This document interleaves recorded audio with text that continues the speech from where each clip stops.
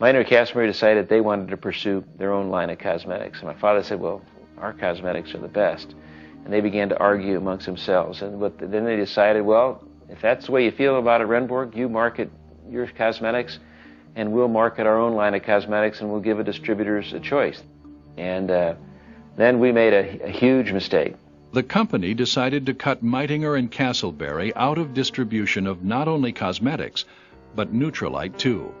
The exclusive distributorship contract was canceled.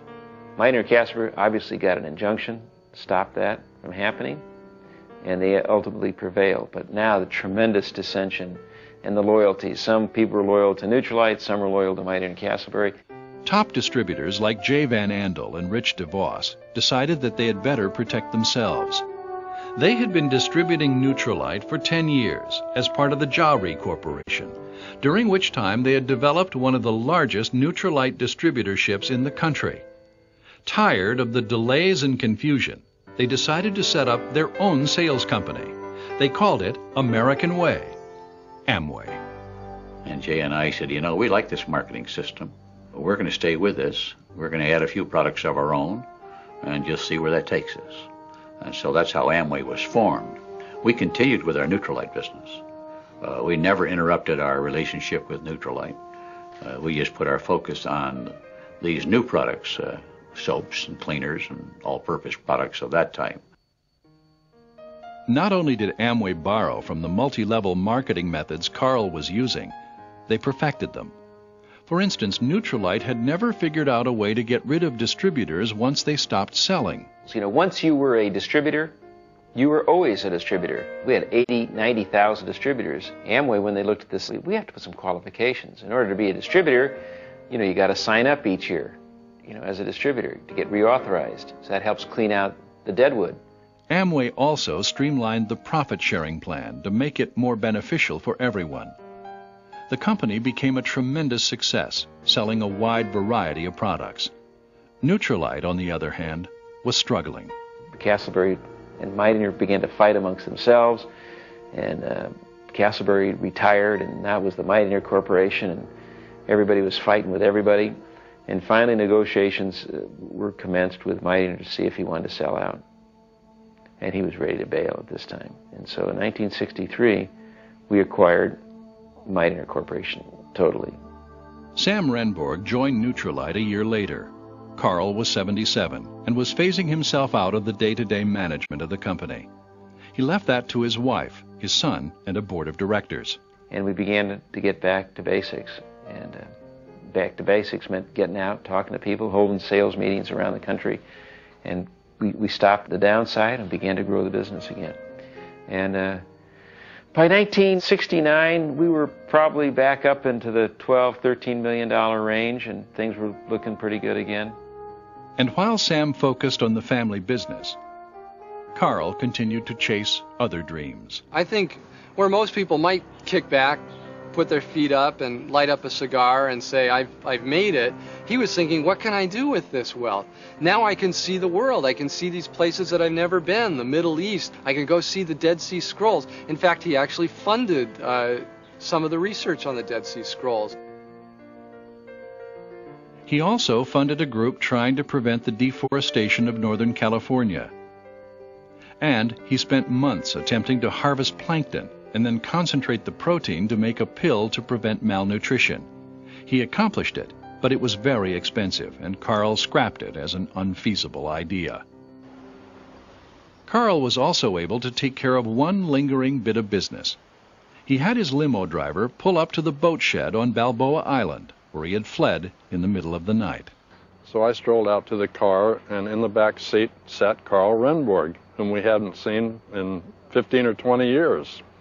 And he asked me to sit down, and he said, I remember leaving your dad's office shop, and I owed him some money, and I'd like to pay him back with interest. Ed says, well, we wrote that off 20 years ago, and Carl says, well, I understand you're a yacht broker now. Maybe I can buy a yacht from you. So Carl ended up buying all his yachts from Richardson Yacht Brokerage. The sea was his great escape, always had been. On the ocean, he was free of business headaches. He was free to ponder.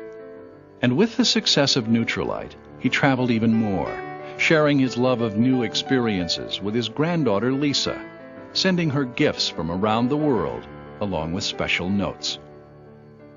You know, I'd buy an old quilt. He bought me a beautiful oil painting. And then the letter that would accompany each gift always told a story of where he was, something about it, or he would write to me in third person and assume a character where he was. One, he is a little mockingbird.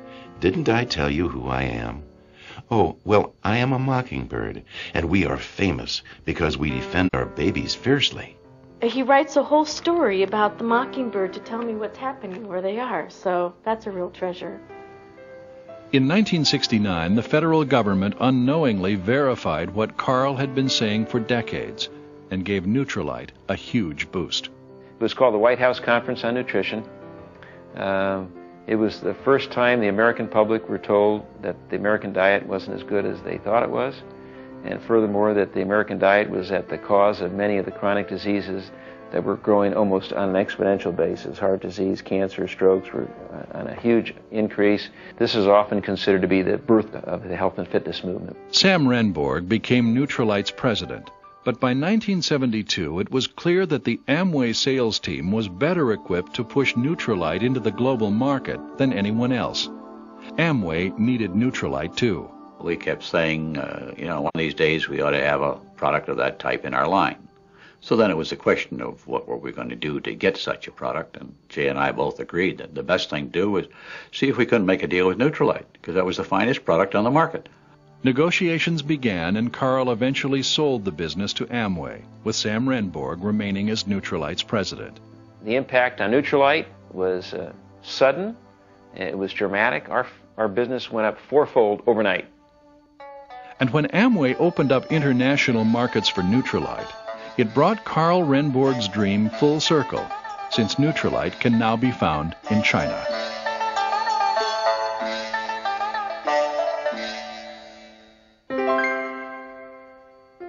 Now, this was a guy who really was on to something big. And so it's thrilling to see his dream fulfilled a little bit more these days, as we're able to take it all over the world, which was his vision, that he could bring better health and better nutrition to people everywhere. Just months after the sale, in January 1973, Carl Renborg died at the age of 86. Today, Nutrilite is selling over $1 billion worth of supplements a year. His idea, often ridiculed, has been validated in overwhelming fashion. The eccentric was actually a visionary. Carl Renborg had chased his dream, and the result was exactly what he had hoped. He built a wildly successful business and gave millions the chance to lead healthier lives. And his dream still lives on at the Carl F. Renborg Agricultural Research Center at Lakeview Farm, where researchers continue to look for the best way to grow foods organically. All of it, from Nutrilite to the research farm, stemmed from Carl Renborg's huge curiosity.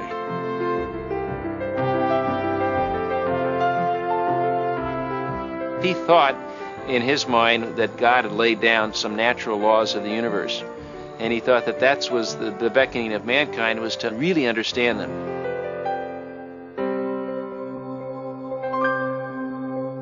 He loved nature. Nature fascinated him. The wonders of the universe. Yeah, that was his passion.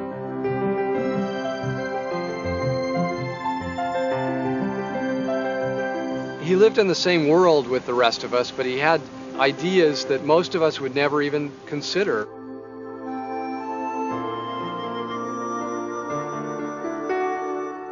He was one of the most intelligent men I've ever met. And he was never satisfied with anything.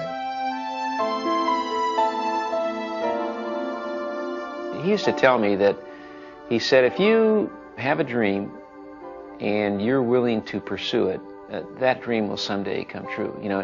He was not a believer of, short-term goals. He was much more of a believer having a long-term goal out there and a vision. And then if you were willing to throw yourself into that thing, it would happen someday.